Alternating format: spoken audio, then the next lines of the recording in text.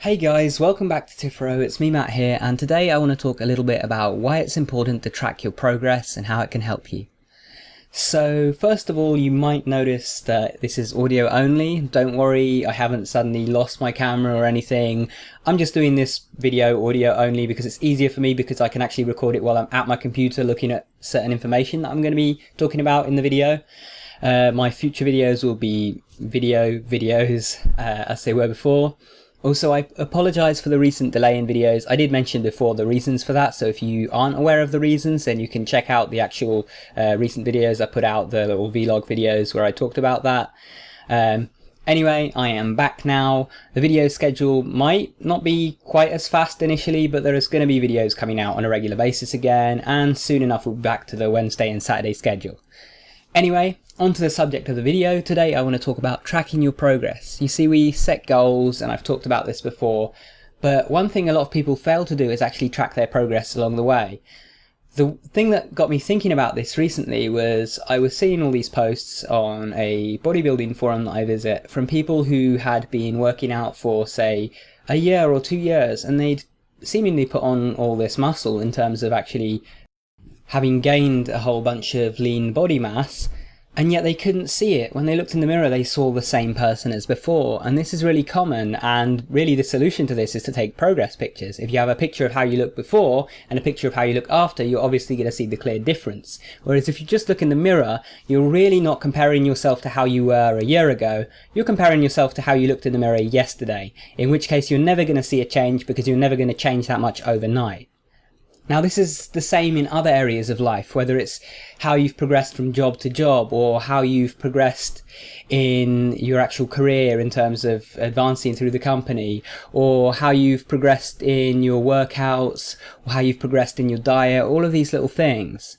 And it's important to actually keep track and, leave some kind of milestones along the way that you can look back on later and say, wow, how far I've come from this. And so today we're actually going to look at one of these that I did. Now, I'm not going to go through the whole thing because there's a lot of personal stuff in there that I just left as notes for me. But suffice to say, about 7 months ago in January, I used this site called futureme.org, which is a site where you can send emails to yourself at a future date. You basically confirm it, put in your email and all that. And then at that date that you specify in the future, you will get your email. So in my email, I thought this would be a great way to look back in the future and see how far I've come. So why don't I put some stats in there? So for example, at the time I was trying to lose weight. So I put my weight in there. I was around 70.5 kilos or 155 pounds. And I was like 23-24% body fat or something like that. And I wanted to get down to like 15%. A few months later, I was 60 point something kilos, so 10 kilos lighter or 22 pounds lighter, and around the 10 to 11 to 12% body fat range. So I managed that, something that I can be proud of now looking back. I actually have the workout routine that I was doing at the time, which was literally just push-ups and crunches, because I had no concept of the fact that I needed to train other muscles than just my triceps, shoulders, and abs. I also had stuff about this channel here, and this is kind of where it gets interesting. I have this comment here. In fact, I have Audacity up, so let me just click off it while I do this. So if you hear some clicking sounds in the video, I apologize. Anyway, it says YouTube stats here. Most viewed video, how to lucid dream in 5 minutes. With 1,018 views, 31 likes and 1 dislike. That is still my most viewed video, but the stats look a little bit different now, and I'm going to get you those right now. In fact, I'll get you those in a minute because we're going to talk about something else related to that. It says total videos 38, compared to now I have, I forget where to find that, so bear with me for a minute. Where is the bit where I actually see the number of videos I've made? Channel view 117. I think that includes my like channel trailer and stuff, so it's probably 116. But yeah, like 3 times, just under 3 times, or just over 3 times what I had before. Then I have total channel views, which was 4,387. So that was the total video views I had across the whole channel. Total subscribers, 81. And Some of you may have seen my sigil magic video. I believe I mentioned in that how it's a good idea not to talk about sigils that are in progress or workings that are in progress. I'm not sure if I do mention that or not, but that's a philosophy I have. Anyway, I also wrote down the 2 sigils that I had recently done during that week. The first sigil was to reach over 1,000 subscribers on my channel. The second sigil was to get thousands of views on my How to Lucid Dream in 5 minutes video. So looking back at those, let's see, have we completed any of those? My current channel subscribers are just over 1.7k, so I have completed the first one. And if we take a look at the lucid dreaming video, did I get thousands of views on that? I wonder. Oh, I have 128,000 views. So that was kind of a nice little pleasant surprise when I look back at that email. And had I not sent that email, I wouldn't have got that. I didn't even remember the fact that I did sigils for these things, and so that was quite a pleasant surprise seeing that. It was also a pleasant surprise seeing the numbers. I had 81 subscribers back then, and I was hoping to get 1,000. In fact, I remember I did set at one point a goal to reach those 1,000 by my birthday this year, so the 16th of August. And by my birthday this year, I was already in fact, by July or something like that, I'd already reached the 1,000, or by late June, I think. And so at that point, I was like, okay, so maybe I want to reach 1,500. And I did, and I actually exceeded that, and I was around 1,600 or so when my birthday came around. So that was really nice. Other things I put in there, I put in that I wanted to cut my hair because my hair was way too long. You guys never saw it because I would always have it tied back in my videos. A few weeks later I ended up cutting it, so that's something interesting to look back on, because I remember putting in there that I wasn't sure if I wanted to cut it or not.